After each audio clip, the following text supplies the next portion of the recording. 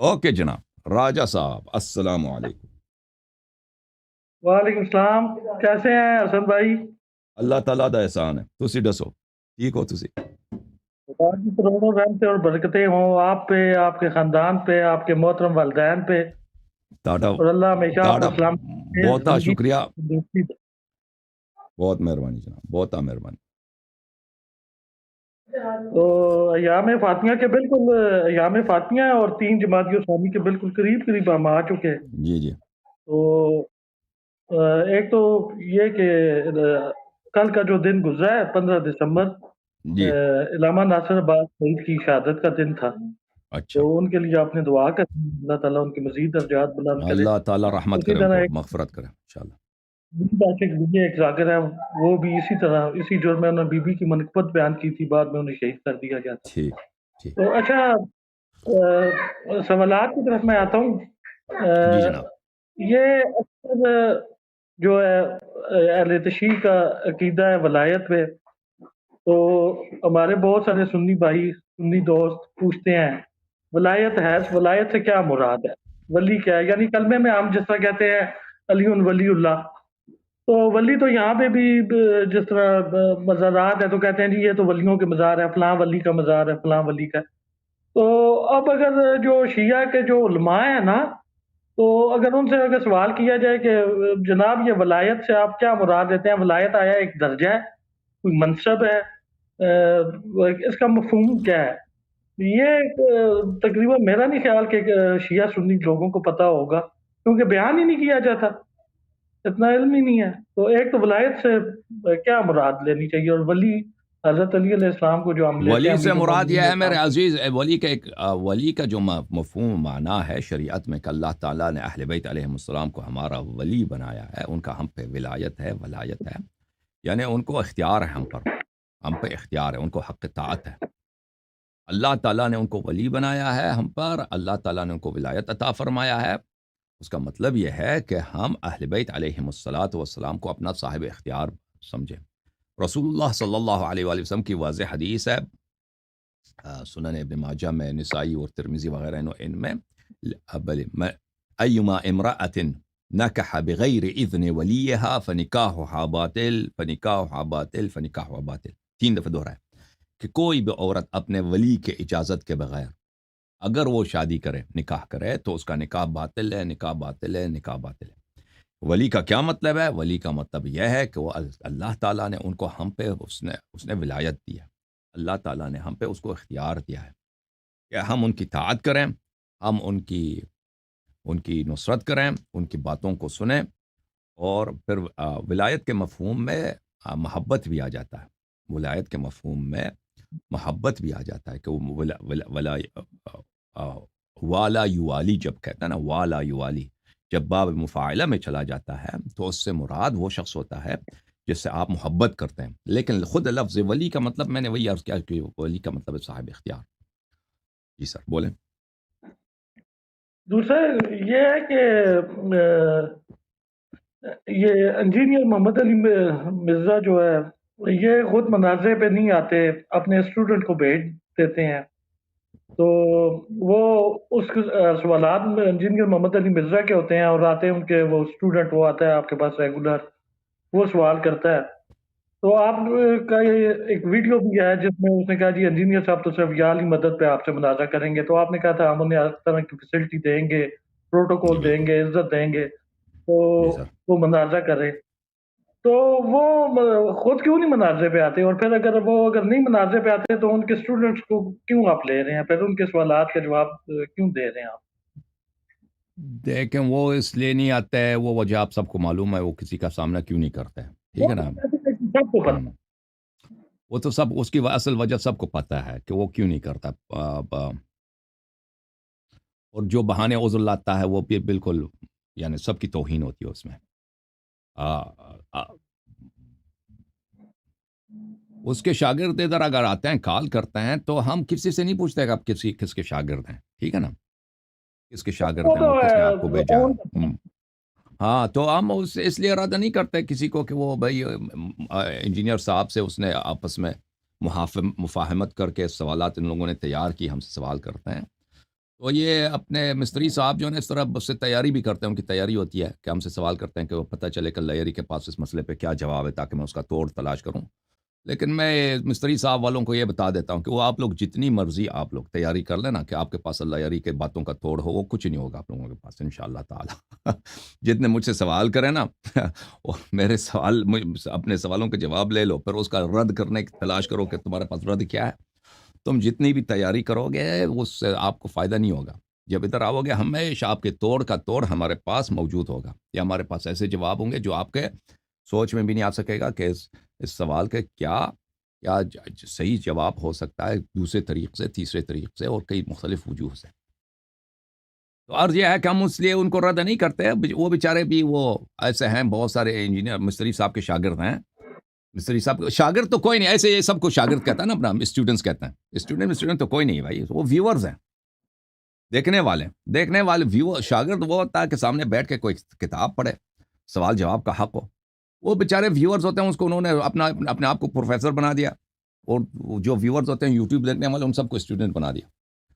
تو عرض یہ ہے کہ وہ ان کے ویورز جو ہے نا، اس کے بہت سارے ویورز ہیں جو ان کے دلوں میں شک ہے، جو وہ ان کو، کیونکہ عقل تو سب کے پاس ہے، تعصب کی وجہ سے بعض لوگ اپنی عقل کو اجازت نہیں دیتے کہ صحیح بات کا اعتراف کریں، لیکن وہ بہت سارے ان کے ساتھی ہیں جو وہ ہم پرائیویٹ میں یا پبلک میں ہم سے کہہ دیتے ہیں کہ ہم جو ہے آپ کی بات کو مانتے ہیں، مستری صاحب کی باتوں کو نہیں مانتے ان مسائل پہ۔ جی دوسرا میں نے انتہائی مختصر سوالات ہیں میرے، کیونکہ مجھے پتا ہے آپ نے مجھے پہلے لیتے ہیں تو مجھے بھی دوسروں کی حق تلفی نہیں کرنی چاہیے۔ ایک تو یہ ہے سر کہ آپ کی، اگر آپ مجھے اجازت دیں تو ایک تنقید ہے آپ کے اوپر، اگر میں بیان کر دوں۔ جی بسم اللہ بسم اللہ۔ اچھا، تنقید یہ ہو رہی ہے کہ میں تو آج اور کل اور پورا دن مجالس میں بھی تھا، تو وہاں پہ آپ کا ذکر ہوتا رہا۔ بہت سارے لوگ ایک دوسرے کے ساتھ ڈسکس تو کرتے ہی ہیں، تو آپ لازمی بات ہے آپ کافی اس ٹائم اوپر کی طرف جا رہے ہیں، اللہ کی ذات مزید آپ کے بات کرے۔ تو ابھی یہ ہے کہ آپ اعتراض یہ کرتے ہیں، کہتے ہیں جی کہ اللہ یاری صاحب سے کس طرح بات کی جائے، ہم کہیں یعنی کہ وہ کہتے ہیں کہ اللہ یاری صاحب کی وجہ سے پاکستان میں حالات جو ہیں وہ شیعوں کے لیے بہت خراب ہو رہے ہیں، بہت سارے لوگ ان کے لیکچرز کی وجہ سے جاب لیس ہو گئے ہیں، اور جو مجتہدین ٹولہ ہے، جو مجتہدین کا ٹولہ ہے، وہ کہتے ہیں، ان کے جو چیلے ہیں وہ کہتے ہیں جی کہ ہمارے مجتہدین تو بڑی مشکل سے فتوے لے کے آتے ہیں تاکہ پاکستان میں حالات اچھے رہیں، کہ اہل سنت کے مقدسات کی توہین حرام ہے۔ تو اللہ یاری صاحب جب کرتے ہیں تو وہاں پہ لوگوں کو مسئلہ ہوتا ہے، قتل و غارت ہوتی ہے، اور پھر وہ انہوں نے آپ کے ایک حدیث کا انہوں نے ریفرنس دیا پروگرام میں، اپنے بیان کی تھی کہ مولا امام رضا یا مولا امام موسیٰ کاظم علیہ السلام اپنے ایک صحابی کو کھلے عام وہ برا بھلا بھی کہتے تھے، صرف اس لیے کہ اس کی زندگی بچی رہی۔ بعد میں اس کے بیٹے کو انہوں نے سلام بھی بھیجا اور کہا کہ آپ کے بابا کو اس لیے ہم لان تان کرتے ہیں کہ وہ ان کی زندگی محفوظ ہے۔ تو وہ کہتے ہیں جی کہ اس طرح تو پاکستان میں جو ہے عام بندہ جو ہے وہ تو علم ہوتا نہیں ہے، اسے مولوی ٹرین کرتا ہے، لیاری کی تقریر دکھاتے ہیں کہ یہ دیکھیں جی یہ باتیں کر رہے ہیں، اور وہ ایک نفرت انگیز مواد تیار کر کے وہ کرتے ہیں، اور پھر جو لوگوں جہاں اب شیعہ جاب کر رہا ہے تو اس کے لیے مشکلات پیدا کر دی جاتی ہیں۔ اگر وہ درزی کا کام کر رہا ہے تو اسے کام نہیں دیتے، کوئی اگر نائی کا کام کر رہا ہے اس کے پاس بال کٹوانے نہیں جائیں گے، جو سبزی فروٹ کا کام کر رہا ہے اس سے دور ہو جائیں گے۔ تو وہ کہتے ہیں کہ یہ بھی تو ائمہ کرام کی جو ہے تعلیمات کے خلاف جاتا ہے۔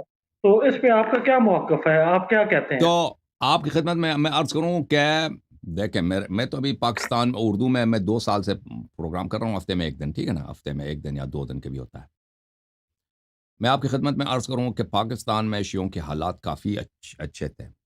پاکستان کا جو بانی ہے محمد علی جناح صاحب، وہ خود شیعہ اثنا عشری تھے، اور اس کے علاوہ پاکستان کے تاریخ میں صدر گزرے، وزیر اعظم گزرے جو شیعہ تھے، اور یہ چلتا گیا 80 کے دہائی میں جب ضیاء صاحب یہاں پہ بنے ہیں تو اس کے حکومت کے آغاز میں بھی شیعوں پہ کوئی اتنی سختی، پابندی اور تکفیر نہیں تھی شیعوں کی۔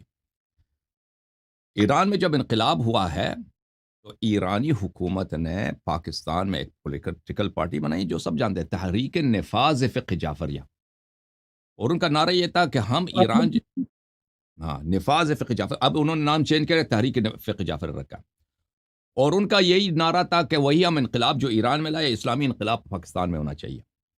اور وہ بیوقوف، یعنی وہ تو یہ تو نہ فقہ جعفریہ پاکستان میں کبھی نافذ ہوگا، بعد میں ان کو پتہ چلا 20 سال کے بعد، جب خون کی نہریں بہی ہیں شیعوں کی، اس کے بہنے کے بعد ان کو پتہ چلا کہ یہ بھئی یہ تو نافذ تو نہیں ہو سکتا ہمارا فقہ یہاں پہ، کیونکہ ہماری اکثریت ہی نہیں ہے، ہم مانتے نہیں دوسرے ہمیں، تو پھر انہوں نے نام چینج کیا۔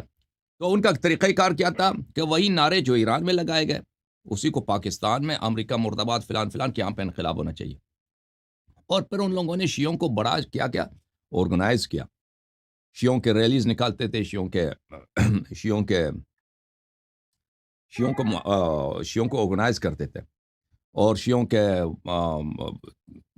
کے مثلا مختلف تنظیمیں ISO وغیرہ، ان کا کام یہی تھا کہ خمینی صاحب کو اپنا لیڈر اور ایرانی جو انقلاب ہے اس کو اپنے لیے ایک رول ماڈل کے طور پہ پیش کریں۔ اور اس وقت دیکھیں اسی کام کو ایران نے کئی ملکوں میں انجام دیا، لبنان میں بھی یہی کام کیا، وہاں پہ حزب اللہ بنایا، اور کیونکہ حزب اللہ پاکستان اور لبنان میں فرق یہ تھا کہ پاکستان کی جو حکومت ہے اور فوج ہے وہ بہت طاقتور ہے اپنے ملک کے اندر، اپنے ملک پہ کا بھی ان کو کنٹرول ہے، لیکن لبنان کی جو حکومت ہے وہاں پہ لبنان کی جو سینٹرل گورنمنٹ تھی، بالخصوص وہ 70s کے اواخر میں اور 80s کے اوائل میں، وہ بہت ہی کمزور، اور وہاں پہ افراتفری کے عالم تھی، تو وہاں پہ ان کو مسلح کر دیا ایرانی حکومت نے، پیسہ اسلحہ دے کر حزب اللہ بنا دیا، اور ان کو بھی وہی باتیں ابھی کہ بھئی ایران ہمارا رول ماڈل ہے، ہم یہاں پہ انقلاب لانا چاہتے ہیں اور ہم فلسطین کو فتح کرنا چاہتے ہیں، یہ باتیں۔ تو اس وجہ سے پوری دنیا میں شیعہ دشمنی کی لہر پھیل گئی، بالخصوص پاکستان میں، اور اسی طرح عراق میں بھی خمینی صاحب خود ٹی وی پہ کئی دفعہ آئے اور انہوں نے عراقی فوج سے اپیل کی کہ آپ لوگ انقلاب کریں صدام کے خلاف، اور فرمایا کہ انہوں نے کہا کہ یہاں پہ میں جب چاہوں، انہوں نے یہی کہا تھا کہ جب میں چاہوں، کیونکہ وہ بہت اپنے آپ کو بہت کچھ سمجھتے تھے خمینی صاحب شروع میں، کیونکہ ان کی جو انقلاب جو پیروز ہوئی تھی، انقلاب میں کافی شاندار انداز سے، شاہ جو اتنا پاورفل تھا اس کو ملک سے بدر کر دیا تھا، اور شاہ اس کی وجہ بھی یہ تھی نہیں تھی، اس کی وجہ کہ خمینی بہت طاقتور تھا، خمینی کو غلط فہمی تھی، اس کی کئی وجوہات تھے، پہلی وجہ یہ تھی کہ امریکہ نے شاہ کو نکالنے کا پہلے سے اس نے تیاری کر لی تھی کہ شاہ یہاں سے نکل جائے، اور پھر شاہ خود بھی اس بات پہ مصر نہیں تھا کہ میں یہاں پہ بہت قتل کروں اور خون خرابہ کروں، کیونکہ اس کو پتا تھا کہ مجھے کینسر ہو گیا، میں تو مر رہا ہوں۔ اب اس کو یہ نہیں چاہیے تھا کہ وہ سمجھ رہا تھا کہ لوگ مجھے جانے نہیں دیں گے، لوگ مجھ سے محبت کرتے ہیں، اور مولوی حضرات بھی، مراجع مجتہدین وہی مجھ سے محبت کرتے ہیں، یہ خمینی کا جو لہر ہے یہ گزر جائے گا، لوگ مجھے واپس لائیں گے، کیونکہ اس کے ساتھ یہی ہوا تھا سن 1953 میں، شاہ کے ساتھ یہی ہوا تھا کہ اس کو ملک چھوڑ کے جانا پڑا، واپس آیا تھا وہ۔ تو بہرحال خمینی کو یہ ہوا تھا کہ میں نے شاہ کو گرا دیا، تو کچھ شاہ تو بہت پاورفل تھا، صدام اس کے مقابلے میں تو کچھ بھی نہیں ہے، اور عراق کے لوگ سب شیعہ، میں اشارہ کروں وہاں پہ بھی انقلاب ہوگا، تو وہاں پر بھی اس نے انقلاب لانے کی کوشش کی، اور اس کا نتیجہ یہ ہوا میرے عزیز میرے بھائی کہ، اور اس کے علاوہ اس نے کہا کہ ہم پورے عالم اسلام میں انقلاب لائیں گے، میں پورے عالم اسلام کا لیڈر ہوں، یہ جتنے حکومتیں یہ غیر شرعی ہیں، چاہے کویت کا ہے چاہے سعودی عرب کا ہے، یہ خامنئی صاحب ایک زمانے میں تہران میں نماز جمعہ پڑھاتے تھے، اور یہ خامنئی صاحب اس زمانے میں اتنے نعرے بازی کرتے تھے کویت کے خلاف، امارات کے خلاف، سعودی عرب کے خلاف، کہ یہ امریکہ کے پٹو ہیں، یہ فلان ہیں، ہم جب ان سب کو گرنا چاہیے، وہاں پہ انقلاب ہونی چاہیے، وہاں کے مسلمان اٹھ جائیں اپنے حکومتوں کے خلاف۔ تو اس کا نتیجہ یہ ہوا کہ ہر جگہ پہ شیعوں کے، اور یہ عملی طور پہ ایران یہ کر بھی رہا تھا کہ مختلف پولیٹیکل پارٹیز بناتا، اگر کہیں اس کو موقع ملتا تو پیراملٹری فورسز بناتا، وہاں کے مقامی لوگوں سے پیسے دے کے، اسلحہ دے کے، تاکہ وہاں پہ اپنی انقلاب بڑھایا جائے۔ تو نتیجہ یہ ہوا کہ ہر جگہ میں شیعوں کے خلاف دشمنی کی لہر شروع ہو گئی۔ اسی طرح پاکستان میں حکومت پاکستان بہت حساس ہو گئی شیعوں کے خلاف ضیاء کے زمانے میں، یہ شیعہ جو ہیں، ایران جو ہے جس طرح حزب اللہ ایران نے بنایا، اسی طرح پاکستان میں حزب اللہ بنے گا، گرچہ اس کا نام تحریک نفاذ فقہ جعفریہ ہے، لیکن وہی حسن نصر اللہ کی کاپی کون ہے؟ عارف الحسینی صاحب ہے۔ یہ لوگ جو ہے یہ وہی کاپی ہے، کوئی فرق ہی نہیں ہے۔ یہ پاکستان میں انقلاب لائیں گے. تو اس کا نتیجہ یہ ہوا کہ انہوں نے بہت سارے ان کے، کیونکہ حکومت پاکستان تو شروع سے دیوبندیوں کو، ان لوگوں کو وہ عسکری مقاصد کے لیے استعمال کرتے تھے. انہوں نے کہا ہمارے لیے کون سا مشکل ہے. سعودی عرب سے پیسے آئے، انہوں نے کیا کیا، دو طرح کے کام کیے. ایک تو مدارس میں تکفیر شیعہ کا، تکفیر شیعہ کہ شیعہ کافر ہیں، شیعہ رافضی ہیں، شیعہ یہ مرتد ہیں. مدارس میں اس کی بڑی سطح پہ انہوں نے طلاب کی تربیت کی اور کتابیں لکھی، اور عوام کے لیے مساجد میں خود نماز جمعہ وغیرہ میں کانفرنسوں میں مختلف شیعوں کی تکفیر وسیع پیمانے پہ شروع ہو گئی. اور اس کے ساتھ ساتھ انہوں نے عسکری تنظیمیں بنائی شیعوں کو قتل کرنے کے لیے. ٹھیک ہے نا. یہ خود ایک سرکاری منصوبہ تھا. یہ اس طرح نہیں ہے کہ لوگ خود اکٹھے ہو گئے بھائی ہم سپاہی صحابہ بنا رہے ہیں. نہیں، وہ خود آئیسائی خود نے سپاہی صحابہ بنایا. ان کا کام تھا شیعوں کو دبانا. اور پھر شیعہ کشی کی جو لہر پاکستان میں شروع ہو گئی ہے وہ تو دہائیوں تک جاری رہا ہے، بلکہ ابھی تک بھی کبھی کبھار وہ کرتے ہیں، شیعوں کو مارتے ہیں. تو عرض یہ ہے، آپ کی ذات پہ جو عرض یہ ہے کہ آپ اس پہ کیا کہیں گے؟ ہاں کیا فرما رہے ہیں؟ عرض یہ ہے یہ جو کہتے ہیں نا کہ حسن الایری نے یہ کیا ہے، یہ بالکل غلط بات ہے. دیکھیں پاکستان میں، پورے عالم اسلام میں انقلابی ایران سے پہلے شیعہ کشی نہیں تھا. کوئی ایسا تنظیم ہی نہیں تھا کہ جس کا کام یہ شیعہ کو قتل کرے. ایک تنظیم بھی نہیں تھا پورے عالم اسلام میں، ایک تنظیم نہیں تھا عسکری تنظیم کا ہمارا کام یہ ہے کہ شیعہ کو قتل. افغانستان میں جب روس بھی آئے نا، شیعہ اور عمری ایسے اس طرح تھے، بائی کوئی تعصب نہیں تھا، کچھ بھی نہیں تھا. یہ تعصب باہر سے آئے. شیعہ کی تکفیر اب بھی جو افغانستان کے اپنے علماء، جماعت عمرے کے علماء ہیں، وہ شیعوں کو، یہ مثلا جو پرانے طالبان ہیں، وہ شیعہ کو اس طرح کافر نہیں سمجھتے. وہ شیعوں کو مسلمان سمجھتے ہیں، ان کو قتل کرنا وغیرہ جائز نہیں سمجھتے، جو ان کے بڑے مفتی مولوی وغیرہ پرانے تھے. لیکن جن کا تعلق آئیسائی سے ہے، جن کا تعلق سعودی عرب سے ہے، نہیں، وہ ان کا کام ہی تکفیر کرنا. ان کو کام ہی یہی ہے کہ یہ کافر ہے، یہ مرتد ہے. یہ تو بہرحال یہ ایک سیاسی ضرورت بن گئی کئی ملکوں کی کہ شیعوں کی تکفیر کیا جائے اور شیعوں کو قتل کیا جائے. تو عرض یہ ہے کہ ہمارے یہ جو کہتے ہیں کہ اللہ یری کی وجہ سے یہ ہوتا ہے، یہ بالکل بکواس ہے. یہ بالکل بکواس ہے. آپ کے ملک پاکستان میں شیعوں کی جو تکفیر ہوئی ہے، وہ اللہ یاری، اس وقت وہ نہ اس کا کوئی چینل تھا، نہ ٹی وی، کچھ بھی نہیں تھا. یہ تنظیمیں بنی ہیں جن کا کام ہے شیعہ کو قتل کرنا. یہ مدارس پہ انویسٹ ہوا ہے، جہاں کے کورسز، جہاں کا کریکولم یہی ہے کہ طلاب کو یہی پڑھایا جاتا ہے کہ شیعہ کیوں کافر ہے. اور اللہ آپ کا بھلا کرے. اور یہ سرکاری سطح پہ ہوئی. اور یہ کس لیے ہوئی ہے؟ یہ دیکھیں بھٹو صاحب کے زمانے میں یہ نہیں تھا، ایوب صاحب کے زمانے میں یہ نہیں تھا، 40s میں یہ نہیں تھا، اور دنیا میں کہیں یہ نہیں تھا. یہ اس کے بعد یہ شروع ہوا ہے. یہ کس لیے شروع ہوا ہے؟ 80s میں انقلابی ایران کے جواب میں، کہ انقلابی ایران ایک بہت ہی ایسا انقلاب ہے جو پبلک نے اس کو سپورٹ کیا. ٹھیک ہے نا، پاپولر ایک انقلاب ہے. اور یہ جو ہے دوسرے ملکوں میں بھی اس طرح کا انقلاب آ سکتا ہے. یہ جو دوسرے مسلمان ملک ہے نا، آ سکتا ہے اس کو، تاکہ لوگ اس رول ماڈل کی طرف نہ دیکھیں. اور خمینی صاحب جو یہ کہتے تھے کہ میں پورا عالم اسلام کا میں لیڈر ہوں، جیسے قذافی کہتا تھا نا میں عالم اسلام کا میں امام ہوں، وہ کہتا تھا کہ میں ولی فقی ہوں، میں امام ہوں پورا عالم اسلام کا. تو لوگ خمینی صاحب کی باتوں کو نہ مانیں، شیعوں کو تکفیر کرو. تاکہ اگر یہ رافضی ہے تو پھر کافر کا ہم نے بات ہی کیوں ماننا ہے نا. تو پھر یہ کافی کامیاب ہو گیا. یہ جو سعودی عرب کا تھا، CIA کا، سعودی عرب کا ISI کا یہ پلان تھا کہ اس طرح شیعوں کی تکفیر سے ایرانی سپورٹ کی لہر اور ایرانی انقلاب کی پاپولرٹی کی لہر کو پاکستان میں اور دوسرے ملکوں میں روکا جائے. یہ بہت کامیاب ہو گیا. اور اس کے بعد ابھی تک جو ہے نا حکومت ایران اور خامنئی اور خمینی صاحب کی جو پاپولرٹی جماعت عمریہ میں نہیں ہے، بالکل نہیں ہے. یہاں تک کہ حماس کو کتنا پیسہ دیتے ہیں. ابھی جب داعش کے ساتھ لڑائی ہوئی ہے نا شام میں، ابھی 5 سال پہلے 8 سال پہلے 2010 کے دہائی کے بعد داعش کے ساتھ بالکل حماس ہٹ گیا، پیچھے ہٹ گیا، کہتا ہم ایران کے ساتھ نہیں.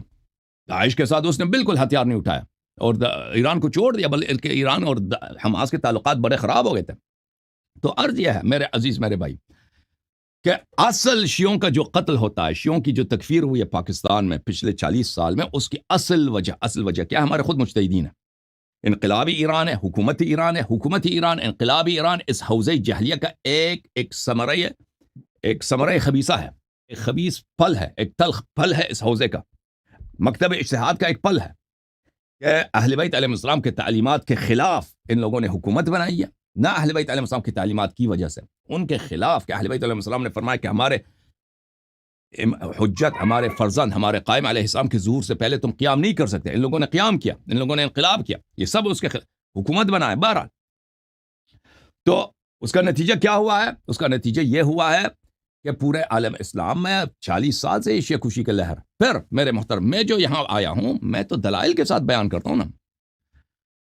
اب جو ہے سامنے والے دیکھیں، اگر آپ کہنا چاہتے ہیں نا کہ سامنے والے کو یہ باتیں پتہ نہیں ہیں، کشیوں کا عقیدہ یہ ہے،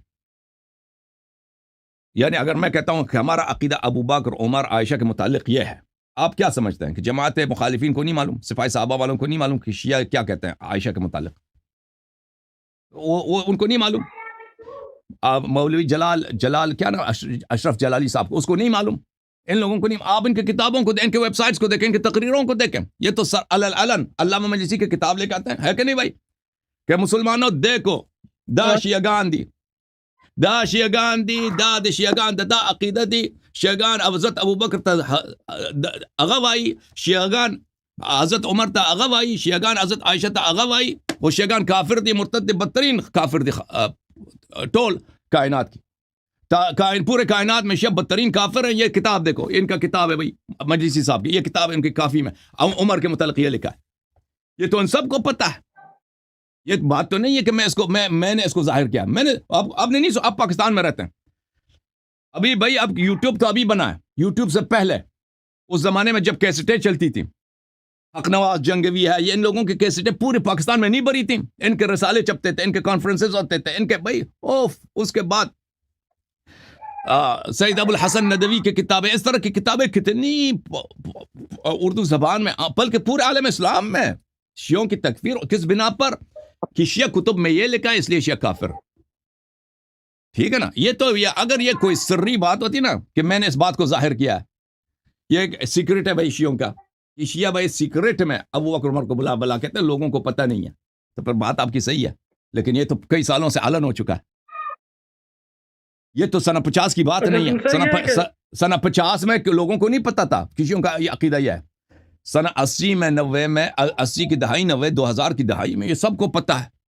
یہ پبلک کر دیا ان لوگوں نے. کس نے پبلک کر دیا؟ سعودی عرب کے پیسوں سے اور حکومت پاکستان کی حوصلہ افزائی سے کہ شیعوں کی تکفیر کیا جائے. تو ہر جگہ پہ بڑھ دیا بھائی کہ یہ شیعوں کی کتاب ہے، اس شیعوں میں عائشہ کے متعلق شیعہ یہ کہتے ہیں، لذا شیعہ کافر، شیعہ کائنات کی بدترین کافر ہے.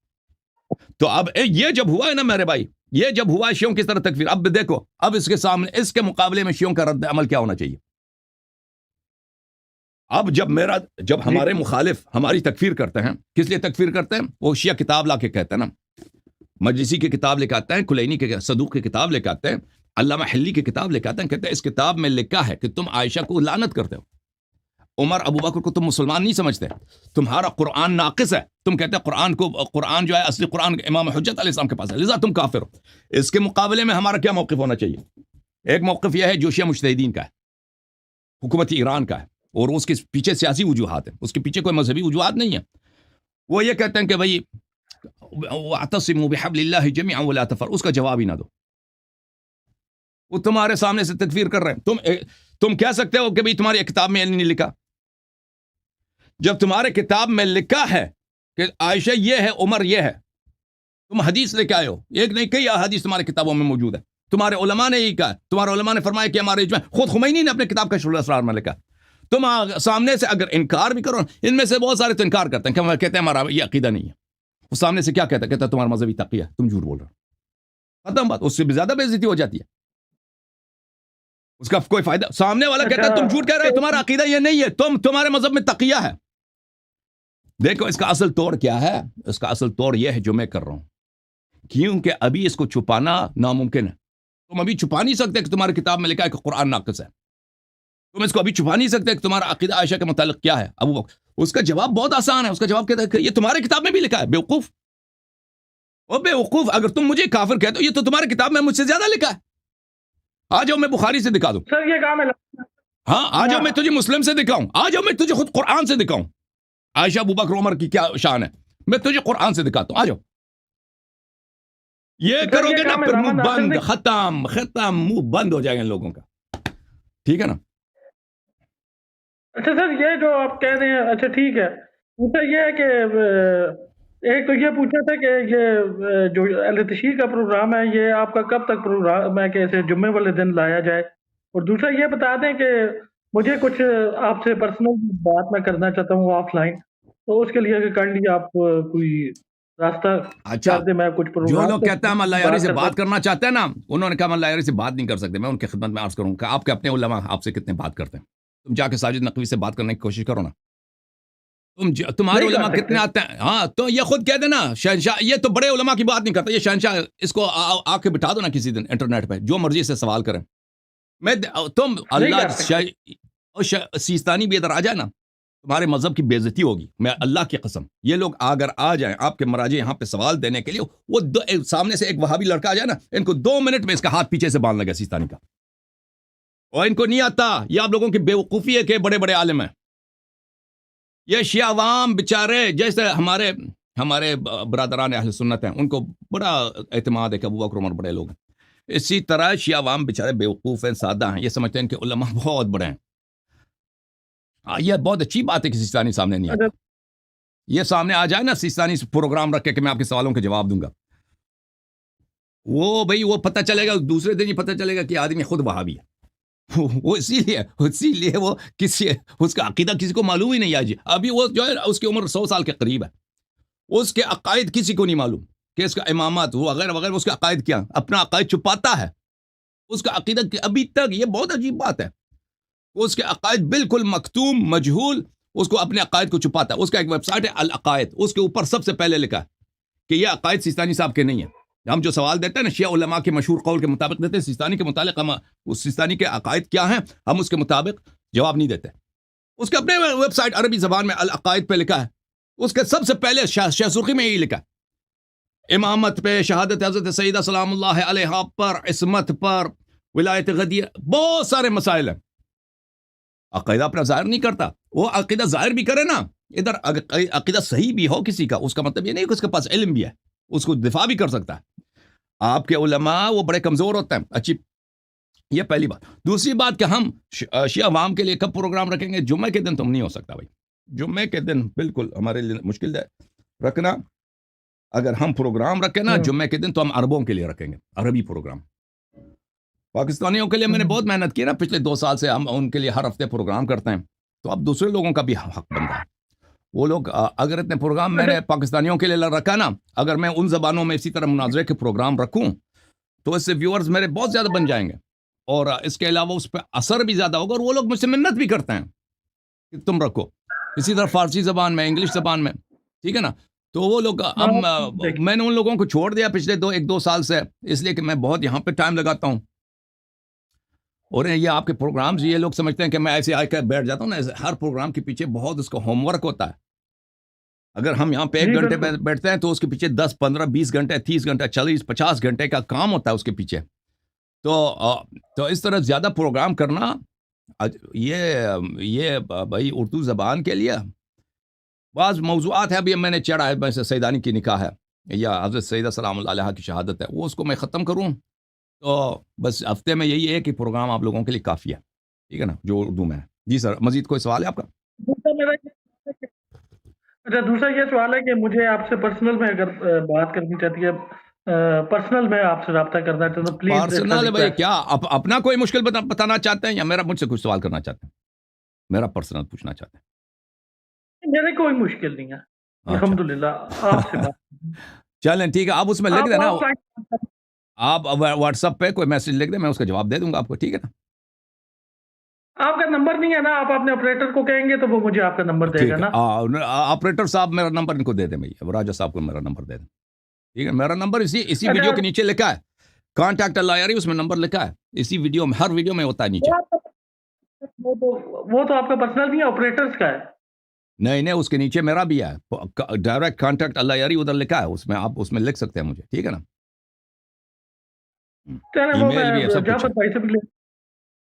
اچھا، اور دوسرا یہ ہے کہ کیونکہ ایام فاطمیہ ہے تو میں مصائب کے حوالے سے ایک سوال کرنا چاہتا ہوں. یہ بتائیں کہ یہ عراق میں نے جیسے آپ کو بتایا بھی تھا 2 دفعہ میں زیارت پہ گیا ہوں. امام حسین علیہ السلام کی قبر کو یہ چھپا کے کیوں انہوں نے رکھا ہوا ہے؟ قبر نہیں کیا چھپا ہے، وجہ ہے؟ قبر اور ادھر ہی پھر ہے۔ اگر سر نیچے تہ خانے میں ہے سر، کیا ہے ہاں قبر وہ زیادہ وہ تو نیچے نہیں ہے، کچھ نیچے ہے، کچھ نیچے ادھر اگر وہ رکھے نا تو، کیونکہ مجھے یہ لگتا ہے کہ جب قبر بنی ہے نا تو اس زمانے میں یہ گڈھا وغیرہ تھا وہاں پہ، اوپر نیچے تھا نا۔ جب انہوں نے بلڈنگ بنایا ہے تو بلڈنگ کی دیواریں جہاں پڑی ہیں تو وہ جگہ اوپر رہا ہوگا، تو وہ قبر شریف جو ہے نیچے ہے، تو وہ زمین کو ہموار کرنے کے لیے نا، زمین کے ہموار کرنے کے لیے وہ زیادہ نیچے نہیں ہے، قبر شریف بہت کم نیچے ہے، وہ خانہ اتنا نہیں ہے کہ پورا ایک منزل ہو۔ ہاں تو اس طرح وہ کچھ نیچے پڑ گیا ہے۔ تو اس زمانے میں وہ یہ کر سکتے تھے، مثلا ان کے لیے یہ کر سکتے تھے کہ بھائی باقیہ جو زمین ہے اس کو نیچے کریں تاکہ قبر کے ہم سطح ہو جائے، تو اس سے ہو سکتا تھا کہ وہاں پہ دوسرے قبریں تھیں تو وہ خراب ہو جاتی نا، کیونکہ کربلا تو صحرا تھا، صحرا تو ایک فلیٹ تو نہیں ہوتا نا، اوپر نیچے ہوتا ہوگا، تو امام حسین علیہ الصلوۃ والسلام کا جو قبر شریف ہے وہ شاید نیچے رہا ہوگا، اس لیے مجھے لگتا ہے کہ یہ اس طرح اس کی وجہ یہ ہو سکتا ہے، مجھے جو لگ رہا ہے کہ جب انہوں نے بلڈنگ بنایا تو اس وقت بلڈنگ کا جو فرش ہے نا، بلڈنگ کے اندر، اب آپ نے وہاں پہ پہلے تو بلڈنگ نہیں تھا، بلڈنگ کے اندر جو فرش وہ بنائیں گے اس کو تو ہموار رکھنا ہوگا، وہ تو اوپر نیچے تو نہیں ہو سکتا، اس لیے یہ حضرت عباس علیہ السلام کی جو مولا عباس علیہ السلام کا قبر کا جو پانی طواف کر رہا ہے، اس میں بہت ساری روایتیں ہیں، بہت سارے لوگوں میں شکوک و شبہات ہیں، ہر بندہ اپنی ایک سٹوری سناتا ہے، آپ کی کیا تحقیق ہے؟ وہ تو کہتے ہیں کچھ لوگ کہتے ہیں یہ رات کا پانی نہیں، دیکھیں وہ کربلا ہے، کربلا میں آپ جب وہ بیسمنٹ بناتے ہیں نا تو اس میں پانی نکل جاتا ہے۔ نجف اشرف میں جو بیسمنٹس ہوتے ہیں نا زمین کا، اس کو کیا بولتے ہیں؟ بیسمنٹ، انگلش میں بیسمنٹ بولتے ہیں، تہخانہ اردو میں تہخانہ بولتے ہیں نا، اردو میں تہخانہ اگر ڈیپ بنائے نا تو فوراً پانی نکل جاتا ہے۔ حضرت عباس علیہ الصلوۃ والسلام کا قبر شریف وہ نیچے ہے، تو وہاں پہ زمین کے اندر پانی تو ہوتا ہے نا، یہ اب وہاں پانی ہے، وہاں پہ آپ جب جاتے ہیں وہ قبر شریف کے ارد گرد پانی ہے، تو وہ کربلا والے وہ کربلا والے میرے بہت جاننے والے ہیں، وہ میں نے اس قبر شریف کی نہیں پوچھا، لیکن وہ خود کہتے ہیں، میں نے ان سے پوچھا کہ آپ لوگوں کے گھروں میں سرداب کی نہیں ہوتا؟ کیونکہ عراق میں بہت گرمی ہوتی ہے نا، نجف اشرف میں ہر گھر میں سرداب ہوتا ہے۔ سرداب میں یہ ہے کہ بھائی اگر باہر 45 بھی درجہ ہو نا تو ادھر سرداب میں 20-25 درجہ ہوتا ہے بغیر ایئر کنڈیشن کے۔ تو میں نے کربلا والوں سے، اب میں نہیں کہتا معجزہ نہیں ہے بھائی، میں کربلا والوں سے جو میں نے پوچھا ہے انہوں نے کہا کہ یہاں پہ ہم اس لیے ہمارا سرداب نہیں ہوتا کہ وہاں سے پانی نکلتا ہے، ہم سرداب کھودے نا تو وہاں پانی نکلتا ہے۔ اب حضرت عباس علیہ السلام کو جو قبر شریف ہے اس کے ارد گرد پانی ہے، یہ پانی متبرک، بلا شک بلا ریب متبرک پانی ہے، کیونکہ وہ ٹچ ہوتا ہے حضرت عباس علیہ السلام کے قبر شریف سے۔ اس کو ہم خود میں لے کے آیا تھا عراق سے، جب اس زمانے میں پھر سیستانی نے بند کر دیا، پرانے زمانے میں اس پانی کو وہاں سے لینے دیتے تھے، ہاں پانی میں پورا گیلن لے کے آیا تھا، اب وہ بند کر دیا سیستانی کے حکم سے کہ اب وہ پانی لینا ہی بند کر دیا۔ اچھا نہیں، آپ نے دیکھی ہے قبر شریف؟ نہیں، میں نیچے نہیں گیا، میں سرداب نہیں، وہ ہر ایک کو نہیں جانے، ہاں میں نے نہیں گیا، وہ طواف پانی کڑا ہے، پانی گھوم نہیں رہا، پانی کڑا ہے وہاں پہ، اس کے کلپ وغیرہ آپ دیکھ سکتے ہیں، وہ پانی بھی بلا شک بلا رہا ہے متبرک ہے۔ اب وہاں پہ کوئی حدیث روایت میں نے نہیں دیکھا کہ اس حدیث روایت میں یہ ہو کہ یہ حضرت عباس علیہ الصلوۃ والسلام کا کوئی کہ ان سے دریائے فرات شرمندہ ہے اس لیے پانی یہاں پہ آ رہا ہے، وہ جو ذاکرین کہہ رہا ہے نا، وہ تو میں نے نہیں دیکھا، وہ ان کے اپنے جو ہے استنباطات ہیں ذاکرین کے، لیکن بلا شک بلا رہا ہے وہ قبر شریف متبرک ہے، اس کا گرد متبرک ہے، اس کا خاک متبرک ہے، اس کے ہر چیز وہاں پہ متبرک ہے، وہ اس میں شک ہی نہیں ہے، جنت کا ٹکڑا ہے، پانی اس کا متبرک ہے۔ تھینک یو سر، اللہ آپ کو جزائے خیر۔ اوکے سلامت و زندہ رہو، تھینک یو راجہ صاحب، اللہ آپ کو سلامتی دے۔